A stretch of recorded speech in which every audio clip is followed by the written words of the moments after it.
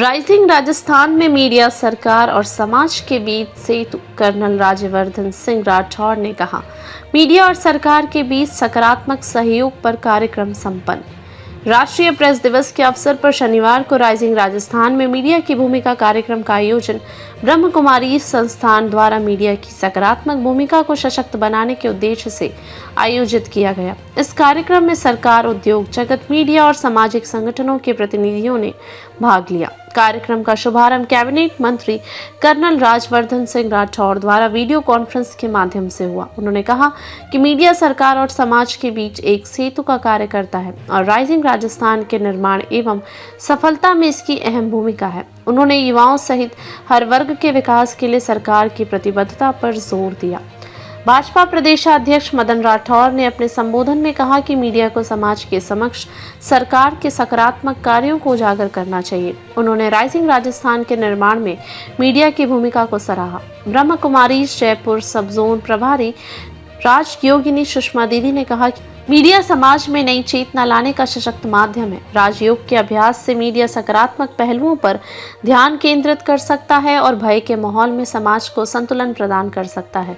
पंकज ओझा, अतिरिक्त आयुक्त खाद्य सुरक्षा, ने खाद्य सुरक्षा में राजस्थान की प्रगति पर चर्चा करते हुए बताया कि राजस्थान ने राष्ट्रीय स्तर पर 18वें स्थान से 6वें स्थान तक की छलांग लगाई है, जिसमें मीडिया की भूमिका सराहनीय रही। वरिष्ठ पत्रकार राजन महान ने मीडिया कर्मियों से ईमानदारी और निष्पक्षता के साथ कार्य करने का आह्वान किया। उन्होंने सरकार द्वारा विभिन्न कंपनियों के साथ किए गए अनुबंधों को धरातल पर उतारने की आवश्यकता पर बल दिया।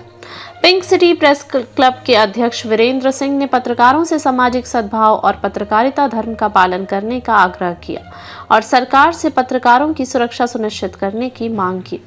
ब्रह्म कुमारी संपर्क अधिकारी बीके कोमल भाई ने कहा कि संस्थान मीडिया प्रभाग के माध्यम से समाज में श्रेष्ठ मूल्यों को जागृत करने का प्रयास कर रहा है। जयपुर वैशाली नगर प्रभारी राजयोगिनी बीके चंद्रकला दीदी ने मीडिया कर्मियों का स्वागत किया और राजयोग का अभ्यास करवाकर सकारात्मक ऊर्जा प्रदान की। द राजस्थान वॉरियर्स सोसाइटी के अध्यक्ष कमल किशोर शर्मा ने कार्यक्रम को सरकार और पत्रकारों के बीच एक मील का पत्थर करार दिया। मीडिया प्रभारी बीके पारस ने जानकारी देते हुए बताया कि कार्यक्रम में समाज में उत्कृष्ट योगदान देने वाले पत्रकारों को शॉल, स्मृति चिन्ह, ईश्वरीय प्रसाद और बैग देकर सम्मानित किया गया। यह आयोजन मीडिया को सकारात्मक दिशा में प्रोत्साहित करने और सरकार व समाज के बीच सुदृढ़ संबंध स्थापित करने में सफल रहा।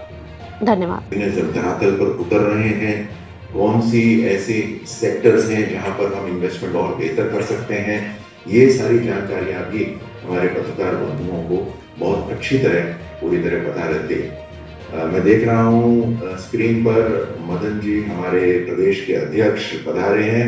मेरा मदन जी को बहुत बहुत नमस्कार, मेरा मदन जी को बहुत बहुत प्रणाम। मैं काम करें, सरकार और जनता के बीच में एक सेतु का काम करें।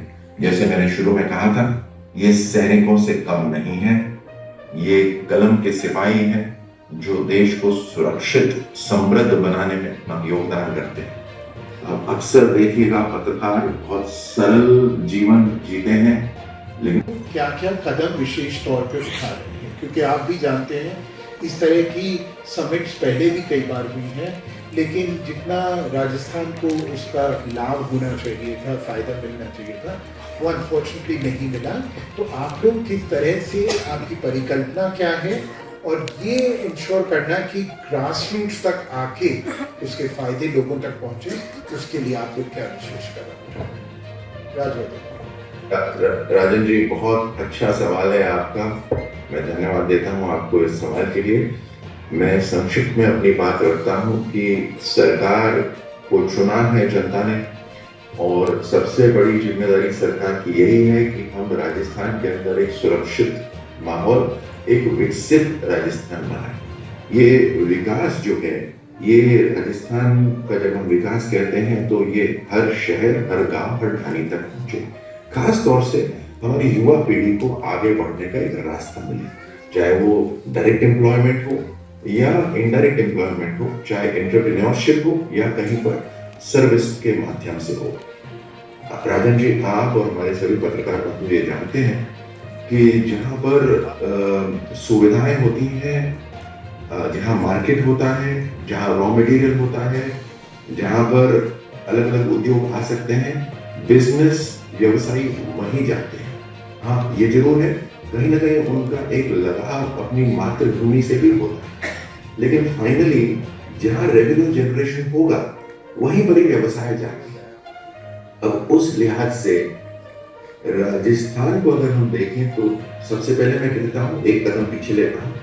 सबसे पहले पूरी दुनिया के अंदर सबसे तेज प्रगति वाला अगर देश है तो वो भारत है। हमारी जीडीपी की ग्रोथ सबसे ज्यादा एक्सपेक्टेड ग्रोथ है। अब विद इन इंडिया सबसे ज्यादा अगर ग्रोथ एक्सपेक्टेड कहीं पर है तो वो राजस्थान है।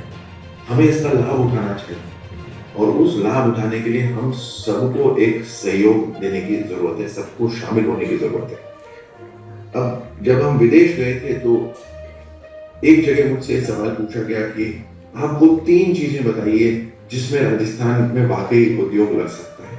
मैंने कहा साहब हमारा राजस्थान छोटा प्रदेश, छोटा देश नहीं है जैसे कि आपका देश है। हमारा राजस्थान इतना बड़ा है कि यूरोप के कुछ देश इसमें समा सकते हैं।